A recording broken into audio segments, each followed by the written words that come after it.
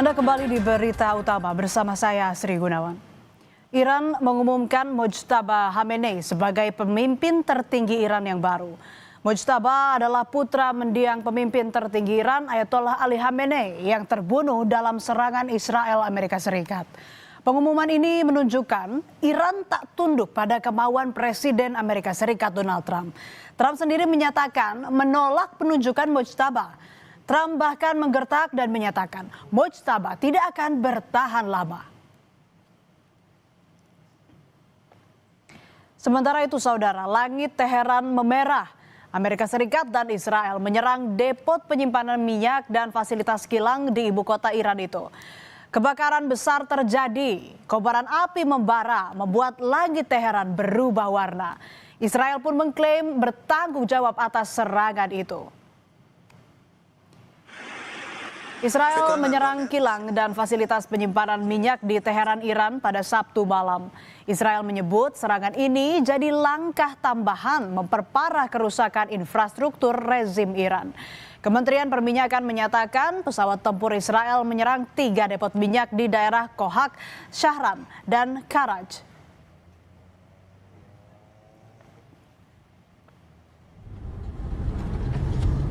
Rekaman saksi mata yang dirilis pada hari Minggu waktu setempat menunjukkan kobaran api besar yang membakar depot bahan bakar Aqda Sheh di ibu kota Iran.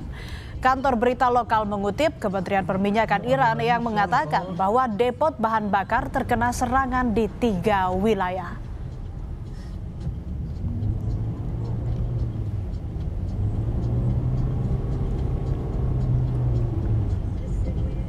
Perang Amerika Serikat, Israel, dan Iran semakin sengit. Aksi saling serang ketiga negara meluas di Timur Tengah.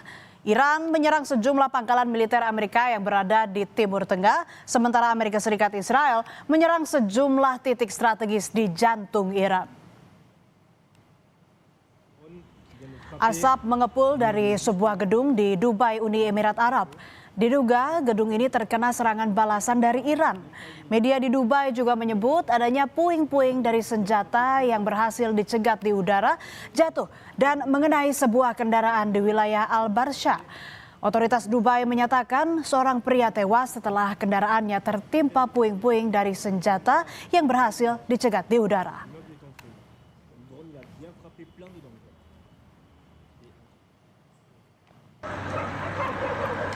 Jumat lalu, 2 drone menyerang infrastruktur energi dan fasilitas kontraktor Amerika Serikat di Basrah, Irak. Serangan ini memicu kebakaran di fasilitas yang terkait dengan perusahaan jasa energi Amerika Serikat. Serangan ini terjadi di tengah serangkaian insiden drone dan rudal di seluruh Irak, termasuk serangan terhadap ladang minyak dan kargo Bandara Internasional Basra.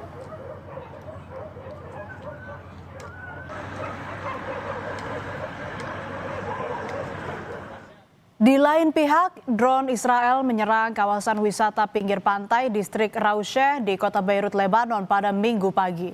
Serangan ini menghantam sejumlah bangunan komersial, salah satunya sebuah hotel. Israel berdalih serangan ke Lebanon ini menargetkan komandan kunci dari Garda Revolusi Iran yang beroperasi di Beirut, Lebanon.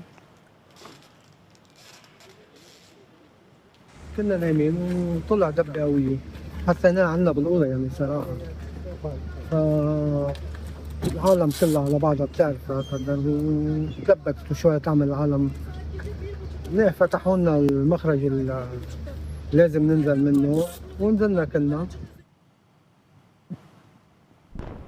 Militer Israel juga menyerang kota Tir di Lebanon Selatan.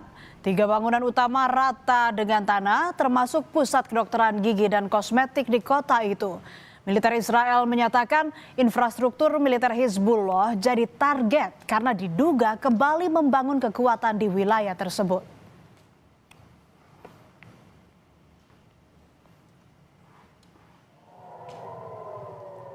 Sementara di wilayah Israel, rentetan rudal Iran terus menyasar kota Tel Aviv. Sistem pertahanan udara Israel mencegat beberapa rudal. Suara keras dan kilatan cahaya terlihat di langit Tel Aviv saat rentetan rudal diblokir.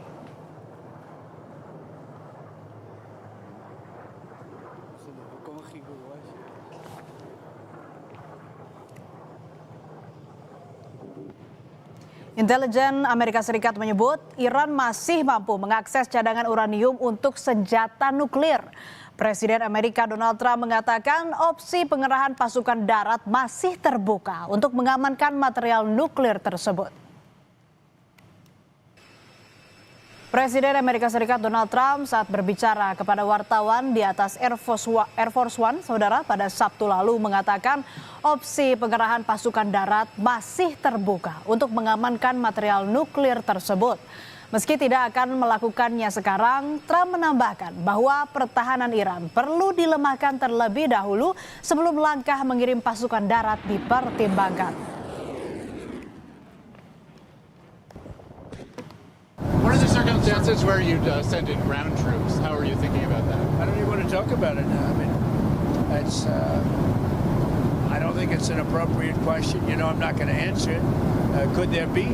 Possibly, for very good reason. Have to be very good reason. And I would say if we ever did that, they would be so decimated that they wouldn't be able to fight at the ground level. Don't you need ground troops to secure the enriched uranium at the nuclear sites? We'll find out about that. We haven't talked about it, but it was a total obliteration. They haven't been able to get to it. And at some point, maybe we will. You know, that would be a great thing. But right now, we're just decimating them. Sementara itu, Menteri Luar Negeri Iran Abbas Araghchi menegaskan tidak ingin bernegosiasi lagi dengan Amerika Serikat. Araghchi bilang Iran 2 kali bernegosiasi dengan Amerika, namun di tengah negosiasi, Amerika dan Israel selalu menyerang Iran. Diplomat Iran ini juga menyatakan Iran lebih siap menghadapi perang kali ini dibandingkan serangan pertama pada Juni tahun lalu. Iran bahkan siap menghadapi berbagai kemungkinan lain termasuk serangan darat Amerika. We don't see any reason why we should negotiate with the US when we negotiated with them twice and every time they attacked us at the middle of negotiations. So there is no request for a ceasefire by us and there is no request for the negotiation with the US from us. We have never sent any messages to them. So you can see the quality of our missiles, how much they are upgraded after the last war, because we learned lots of lessons. And we are prepared for any other eventuality, even a ground invasion. Di tengah perang yang semakin sengit, televisi nasional Iran mengumumkan Mojtaba Khamenei sebagai pemimpin tertinggi Iran menggantikan ayahnya, Ayatollah Ali Khamenei yang terbunuh dalam serangan gabungan Amerika Serikat Israel.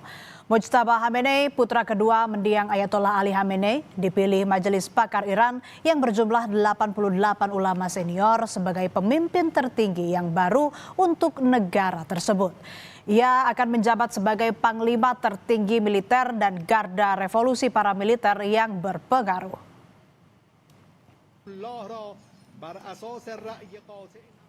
Sebelum Mojtaba terpilih, Presiden Amerika Serikat Donald Trump menegaskan tidak takut dengan siapapun pemimpin yang terpilih di Iran. Trump memastikan pemimpin baru Iran tidak akan bertahan lama tanpa persetujuan Amerika Serikat. And I'm once again calling on all members of the Iranian Revolutionary Guard, the military and the police to lay down their arms. They're only going to be killed. And now is the time to stand up for the Iranian people and help take back your country. The United States will ensure that whoever leads the country next, Iran, will not threaten America or its neighbors, Israel, anybody. If you look at what happened, they had missiles aimed at all of these other countries, Qatar, Saudi Arabia, UAE, many others.